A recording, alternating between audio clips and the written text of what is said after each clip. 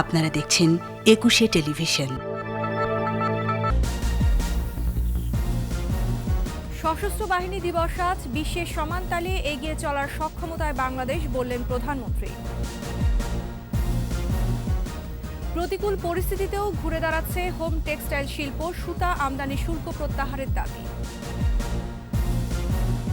ইউরোপে করোনার নতুন ঢেউয়ে বিশ্ব স্বাস্থ্য সংস্থার উদ্বেগ, মার্চ নাগাদ ৫ লাখ প্রাণহানির আশঙ্কা।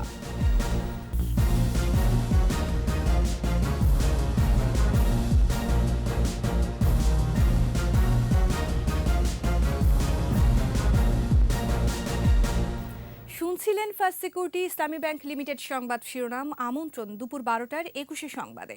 সাথে আছি আমি আশা সাবেরা। দর্শক, একুশে টেলিভিশনের সংবাদ একই সাথে সরাসরি দেখতে পাবেন আমাদের ফেসবুক পেজ www.facebook.com/ekushe24 অনলাইনে।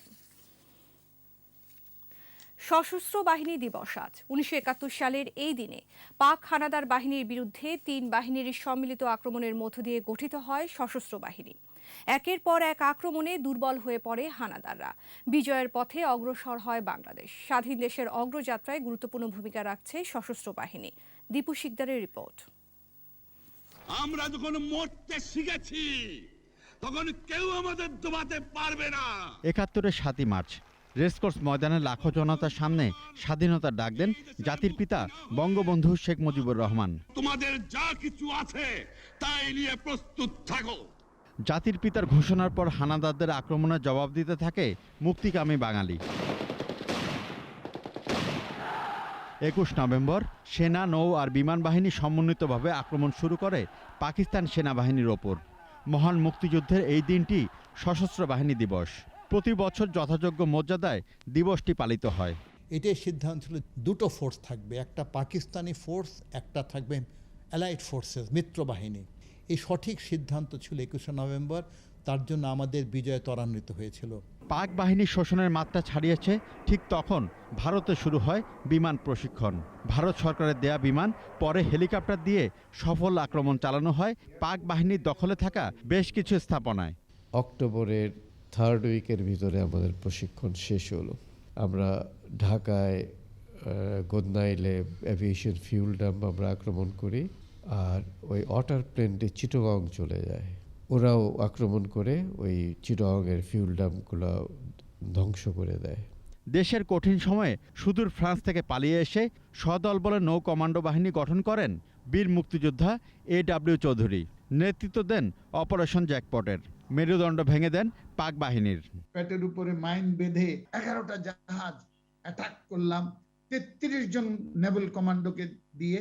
বাকি আমরা শোরে তাদেরকে রেখে দিলাম যে আমাদের সেফটি কাভারেজের জন্য। পরের দিন সকালে 11টা জাহাজের মধ্যে 9টি জাহাজ আমরা উড়িয়ে দেই। মহান স্বাধীনতার সোনালী অর্জন ধরে রাখতে সকলের প্রতি আহ্বান জানিয়েছেন বীর মুক্তিযোদ্ধারা। দীপু শিকদার, একুশে টেলিভিশন, ঢাকা। আন্তর্জাতিক বিশ্বে বাংলাদেশ সমান তালে এগিয়ে চলার সক্ষমতা অর্জন করেছে বলে জানিয়েছেন প্রধানমন্ত্রী শেখ হাসিনা। বিশ্বের কাছে এই মর্যাদা অক্ষুণ্ণ রেখে উন্নত সমৃদ্ধ দেশের পথে অগ্রযাত্রা যেন ব্যাহত না হয়, সে আহ্বানও জানিয়েছেন তিনি। আন্তর্জাতিক ক্ষেত্রে যে কোনো ক্ষেত্রে বাংলাদেশ সমান তালে পা মিলিয়ে চলতে পারে, সে সক্ষমতা বাংলাদেশ অর্জন করেছে। কাজী লাখো শহীদের রক্তের বিনিময়ে আমরা যে অর্জন করেছি সেটা ধরে রেখেই আমাদের এগিয়ে যেতে হবে, এবং আজকের দিনে আমাদের সেটাই মাথায় রাখতে হবে যে এই দেশ আমরা স্বাধীন করেছি লাখো শহীদের রক্তের বিনিময়ে। প্রতিকূল পরিস্থিতিতেও ঘুরে দাঁড়াচ্ছে টেরিটাওয়েল ও হোম টেক্সটাইল শিল্প। উদ্যোক্তারা বলছেন, সুতা আমদানিতে শুল্ক হ্রাস বা প্রত্যাহার করলে এ খাতের রপ্তানি আয় আরও বাড়বে। তবে স্থানীয় স্পিনিং শিল্পের সুরক্ষায় সুতায় বিদ্যমান শুল্ক বহাল রাখার পক্ষে বিটিএমএ। মেহেদী হাসানের রিপোর্ট। গেল অর্থবছরে প্রায় $1.5 বিলিয়ন ছুঁয়েছে দেশের হোম টেক্সটাইল ও টেরিটল রপ্তানি আয়, যার মধ্যে হোম টেক্সটাইল থেকে আসে $1.13 বিলিয়ন। টেরিটল পণ্য রপ্তানি হয়েছে $34.77 মিলিয়ন। তবে চলতি অর্থবছরের প্রথম 4 মাসে টেরিটল খাতে রপ্তানি বেড়েছে 31.9%, আর 16.52% প্রবৃদ্ধি হোম টেক্সটাইলে। উদ্যোক্তারা জানান, গত কয়েক মাসে এ খাতে নতুন 8টি বিদেশি ক্রেতা প্রতিষ্ঠান পেয়েছে বাংলাদেশ। আর এসব বিবেচনায় হোম টেক্সটাইলের বিশ্ববাজারে বাংলাদেশের অংশীদারিত্ব বাড়বে বলে আশা করছেন সংশ্লিষ্টরা। অ্যাজ লং অ্যাজ আপনি টেকনিক্যালি বায়ারকে স্যাটিসফাই করতে পারেন, আপনি এই মেনটেন করতে পারবেন এই গ্রোথটা, और ग्रो করা और एक्सपोर्ट बढ़ाना একটু ডিফিকাল্ট। এদিকে বিশ্ববাজারে তুলার ব্যাপক মূল্যবৃদ্ধিতে স্থানীয় বাজারে বিভিন্ন কাউন্টের সুতার দাম বেড়েছে 50%-এর বেশি। অন্যদিকে প্রতিযোগী দেশ পাকিস্তান, ভারত ও চীনের আছে নিজস্ব তুলা। তাই হোম টেক্সটাইলের অগ্রগতি ধরে রাখতে সুতা আমদানিতে শুল্ক কমানোর দাবি এ খাতের উদ্যোক্তাদের। শুল্কমুক্ত আমরা বলবো না, আমাদেরকে সার্টেন একটা ডিউটি দিয়ে আমাদেরকে সুতা আনতে দিক। আমরা কোনো বন্ড লাইসেন্স করব না, আমরা শুল্ক দিয়ে 3% 4% শুল্ক দিয়ে অ্যাসোসিয়েশনের প্রত্যয়নপত্র দিয়ে আমরা সুতা আনতে চাই। তবে সুতায় বিদ্যমান 37% আমদানি শুল্ক প্রত্যাহার করলে দেশের স্পিনিং মিলগুলো হুমকির মুখে পড়বে বলে মনে করে Bangladesh textile mills association BTMA.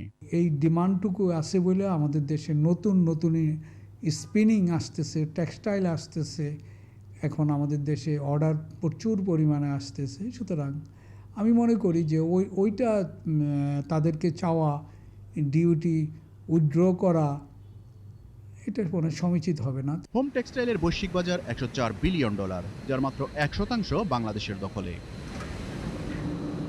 Mehedi Hasan, 21 television, Dhaka. শেষ করছি দুপুর 12টার 21 সংবাদ। যাবার আগে ফার্স্ট সিকিউরিটি ইসলামী ব্যাংক লিমিটেড সংবাদ শিরোনামগুলো আরও একবার। সশস্ত্র বাহিনী দিবস আজ, বিশ্বের সমান তালিয়ে এগিয়ে চলার সক্ষমতায় বাংলাদেশ, বললেন প্রধানমন্ত্রী। প্রতিকূল পরিস্থিতিতেও ঘুরে দাঁড়াচ্ছে হোম টেক্সটাইল শিল্প, সুতা আমদানি শুল্ক প্রত্যাহারের দাবি। সর্বশেষ খবর জানতে ডায়াল করুন 2021 নম্বরে, আর ভিজিট করুন 21tv.com এই ওয়েবসাইটে। এছাড়া ফেসবুকে ভিজিট করতে পারেন facebook.com/2124 অনলাইনে। এতক্ষণ সাথে থাকার জন্য ধন্যবাদ। পরবর্তী সংবাদ দুপুর 2টায় দেখার আমন্ত্রণ রইল। স্বাস্থ্যবিধি মেনে চলুন, সুস্থ থাকুন, 21-এর সাথেই থাকুন।